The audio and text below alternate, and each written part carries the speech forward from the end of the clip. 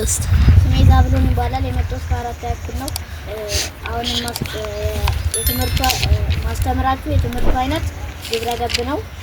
ስለ ምዕራፍ 4 ነው። ስነ ምግባር ስለ ማለት የግዕዝ ግስ ሲሆን ትርጉሙም ያማረ የተዋበ ቆንጆ ማለት ነው። ምግባር ማለት ስራ ማለት ነው። ስነ ምግባር ማለት ያማረ የተዋበ ቆንጆ ስራ ማለት ነው። ስነ ምግባር በግብረ ገብ እይታ ትክክልና ስህተት የሆነውን እንድንለይ የሚያስችል መርህ ሆኖ የመልካምና የመጥፎ የእርምጃ ልኬት ነው። ጥሩ ባህሪዎች በማህበረሰቡ ዘንድ ተቀባይነት ያገኙ ናቸው። መጥፎ ባህሪዎች በማህበረሰቡ ዘንድ ተቀባይነት ያላገኙ ናቸው። ተቀባይነት ያላቸውን ተግባራት ካከናወናችሁ ጥሩ ስነ ምግባር እንዳላችሁ ትቆጠራላችሁ። ካላከናወናችሁ ደግሞ ምግባር የጎደለ ሰነዛችሁ ትቆጠራላችሁ። ምግባር በሁለት ይከፈላል። እነርሱም ጥሩ ምግባርና መጥፎ ወይም ጥሩ ያልሆነ ወይም መጥፎ ምግባር ናቸው። 4.2 የስነ ምግባር በማህበረሰቡ እንቅስቃሴ ውስጥ የስነ ምግባር አስፈላጊነት በማህበረሰቡ እንቅስቃሴ ውስጥ የስነ ምግባር አስፈላጊነት ሁሉንም ሰው በእኩል ለማገልገል፣ ጭንቀትን ለመቀነስ፣ በንግዱ ስኬታማ ለመሆን እና እድገትን ለማረጋገጥ ይጠቅማል። 4.3 ተገቢነት ያለው የእረፍት ጊዜ አጠቃቀም የእረፍት ጊዜን በአግባቡ መጠቀም የእረፍት ጊዜያችንን በአግባቡ መጠቀም አለብን። የእረፍት ጊዜያችንን በአግባቡ ከተጠቀምን አእምሯችንን ለማሳደስ እና በህይወታችን ውስጥም እርካታ ያመጣል። የእረፍት ጊዜያችንን የምናሳልፍባቸው መንገዶች በስፖርት እንቅስቃሴ በመሳተፍ፣ መጽሐፍትን በማንበብ፣ በመጫወት፣ በመተኛት፣ ታሪካዊ ቦታዎችን በመጎብኘት ጊዜያችንን ማሳለፍ እንችላለን። 4.4 በማህበረሰቡ እንቅስቃሴ ውስጥ የሚደረጉና የማይደረጉ በማድረግ የሚገለጹ የስነ ምግባር እሴቶች የምንላቸው መምህራኖችን ማክበር፣ የግል ንጽህና መጠበቅ፣ ቤተሰቦቻችንን በአቅማችን ልክ መርዳት፣ መታዘዝ፣ ቤተሰቦች ሲመክሩን መስማት ወዘተ ናቸው። ባለማድረግ የሚገለጹ የስነ ምግባር እሴቶች ደግሞ በፈተና ወቅትም ሆነ በሌላ ጊዜ አለማጭበርበር፣ ከትምህርት ቤት አለመስረቅ፣ የትምህርት ቤት ቁሶችን አለማውደም ወይም አለማበላሸት፣ አለማርቀት። 4.11 የመንገድ ትራፊክ ህጎች የመንገድ ትራፊክ ህጎች የምንላቸው ሁለቱንም አቅጣጫ ካየን በኋላ መሻገር፣ ጎዳና ላይ አለመሮጥ፣ በድፍረት አለመግባት፣ ሳይክል ወይም ሞተር ስንነዳ ሄልሜት ማድረግ፣ ሄልሜት ማድረግ፣ በታክሲ ወይም በመኪና ስንሄድ የትኛውንም የሰውነታችንን አካል አለማውጣት፣ ደፍሮ አለመግባት ወዘተ ናቸው። በማህበረሰቡ አገልግሎት ውስጥ የስነ ምግባር መርሆች በማህበረሰቡ አገልግሎት ውስጥ የስነ ምግባር መርሆች በጣም አስፈላጊና ጠቃሚ ናቸው። የስነ ምግባር መርሆች የምንላቸው ምስጢራዊነት፣ ፍትሃዊነት፣ ቁርጠኝነት፣ ስምምነት፣ ርህራሄ፣ ትህትና ወዘተ ነው።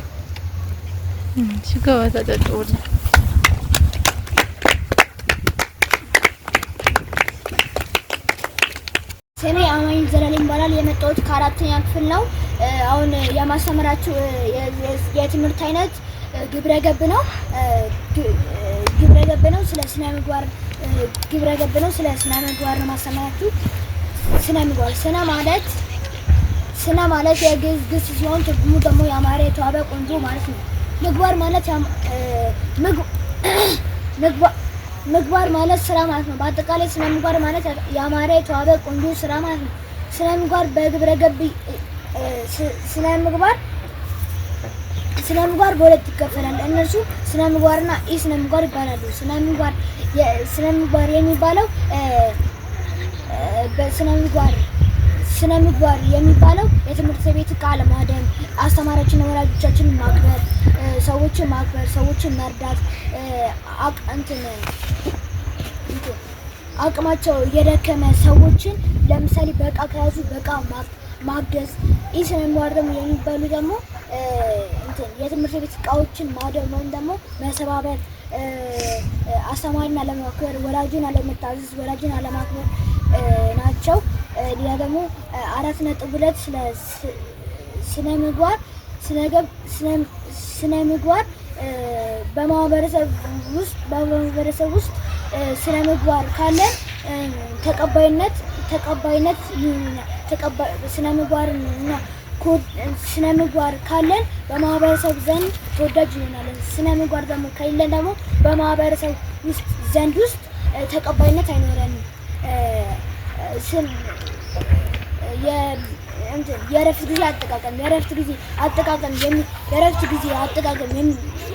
ጊዜ አጠቃቀም የሚባሉት የእረፍት ጊዜ አጠቃቀማችን የምናሳልፈው በመተኛት፣ በማንበብ፣ በመጫወት፣ በመጎብኘት፣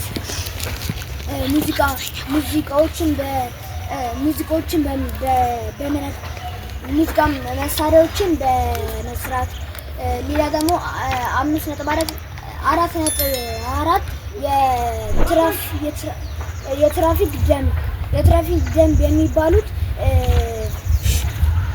የትራፊክ ደንብ የሚባሉት ደፍሮ አለመግባት፣ ከአስፋልት ከመሻገራችን በፊት ግራና ቀኝ ማየት፣ ደፍሮ አለመግባት፣ ጎዳና ላይ አለመሮጥ ወይም አለመራመድ፣ በዜብራ መንገድ በተፈቀደልን በዜብራ መንገድ ብቻ መሄድ። ለምሳሌ አሁን በዜብራ መንገድ ደርሰን እንሻገር ስንል አለመወያየት ወይም ሌላ ደግሞ የተለያዩ ሞተር ሳይክሎችን ምናምን ስንጠቀም መጀመሪያ ጭንቅላታችን ሄልሜት ማድረግ አለብን። ሄልሜት ነው አንተ ሄልሜት ማድረግ አለብን። ስላዳመጣችሁ አመሰግናለሁ። ጀምርና አንድ ለሶስተኛ ቤቢዮሪ ይባላል። የመጣሁት ከአራተኛ ክፍል ነው። አሁን ማቀርብላችሁ ስለ የትምህርት አይነት ግብረ ገብ ነው። አሁን ማቀርብላችሁ ስለ ስነ ምግባር ነው። ምዕራፍ 4 ስነ ምግባር። ስነ ማለት የግዕዝ ሲሆን ትርጉሙ ደግሞ የማለት ቆንጆ ስራ ማለት ነው። ምግባር ማለት ስራ ማለት ነው። በአጠቃላይ ስነ ምግባር ማለት የማለት ቆንጆ ስራ ማለት ነው። ስነ ምግባር ያላቸው ሰዎች ተብለው ይቆጠራሉ። ስነ ምግባር የሌላቸው ሰዎች ደግሞ ስነ ምግባር የላቸውም ተብለው ይቆጠራሉ። እነዚህ ስነ ምግባር የሚያከናውኑ ሰዎች በማህበረሰቡ ዘንድ ተቀባይነት ያገኙ ናቸው። እነዚህ ነገር ደግሞ ስነ ምግባር ደግሞ የማያደርጉ ሰዎች ደግሞ በማህበረሰቡ ዘንድ ተቀባይነትና አክብሮት የሌላቸው ሰዎች ናቸው። አሁን ለምሳሌ ስነ ምግባር ያለው ሰው የትምህርት ቤተሰብን የስነ ምግባር ጀምሮ ከቤተሰብ ነው። ለምሳሌ ቤተሰብ እቃ ማጠብ፣ የቤተሰብን መደገፍ፣ አብሮ መብላት፣ አብሮ መጠጣት፣ ይሄ የቤተሰብ ምልክት ነው። ከዛ በትምህርት ቤታችን ውስጥ ደግሞ የምናደርገው ስነ ምግባር በትምህርት ቤታችን ውስጥ ደግሞ ስነ ምግባር የምናከናውነው የትምህርት ቤቱን እቃ ለማውደም፣ የተማሪዎችን ማክበር፣ አስተማሪን ማክበር፣ ትምህርት ቤት ውስጥ ያሉትን እንዳለ ሰዎችን ሰራተኞችንም ሁሉንም ማክበር እንዳለብን የሚያሳይ ስነ ምግባር ነው። አሁን የሚደረጉና በትምህርት ቤት ውስጥና በማህበረሰቡ ላይ የሚደረጉና የማይደረጉ ነገሮች በትምህርት ቤት ውስጥ ደግሞ የሚደረጉና የማይደረጉ የሚባሉ የትምህርት ቤቱን እቃ ለማውደም የሚደረጉ የትምህርት ቤቱን እቃ ለማውደም፣ ከተማሪዎች ጋር መግባባት፣ ከተማሪዎች ጋር መግባባት፣ በማህበረሰቡ ዘንድ ደግሞ ሰዎችን መደገፍ። ለምሳሌ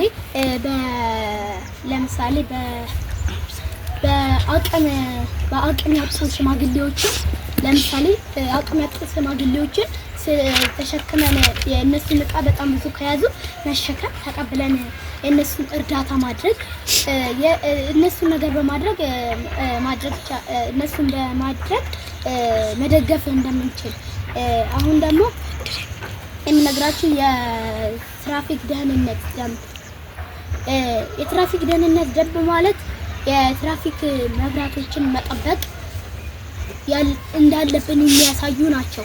አሁን ይሄኛውን ህግና ደንብ ማናከብር ከሆነ በጎዳናው መሮጥ፣ ይሄን እንደዚህ አይነት ነገር የሚከሰቱ ከሆነ እነዚህ በህግ እንደሚያስቀጡና ለአደጋ እንደምንጋለጥ ያስረዳናል። የመንገድ ትራፊክ ደህንነት ደግሞ ማድረግ ያለብን ግራ ቀኝ አይቶ መሻገር፣ ጎዳና ላይ አለመሮጥ፣ በዜብራ ላይ መሻገር ወዘተ የመሳሰሉት ናቸው። ይባላል። የመጣሁት ከ4ኛ ክፍል ነው። አሁን የማቀርብላችሁ ስነ ምግባር ምዕራፍ 4 ነው።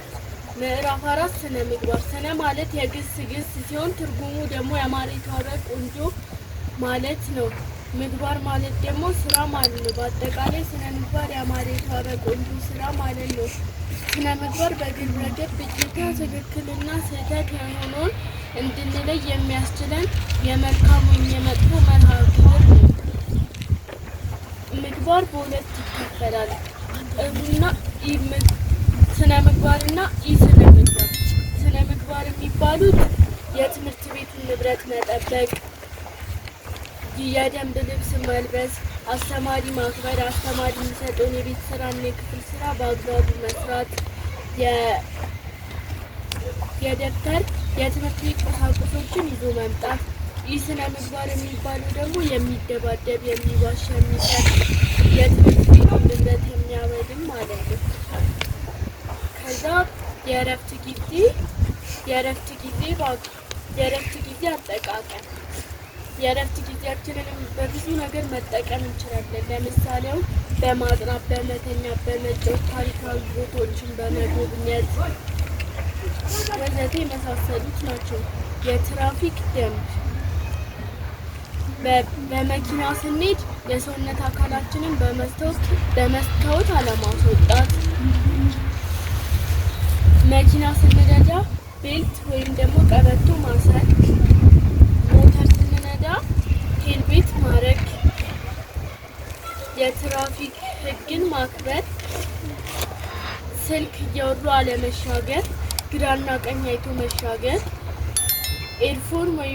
ኤርፎን አድርጎ አለመሻገር። የትራፊክ ቀለሞችን በመጠቀም መሻገር። ጨረስኩ።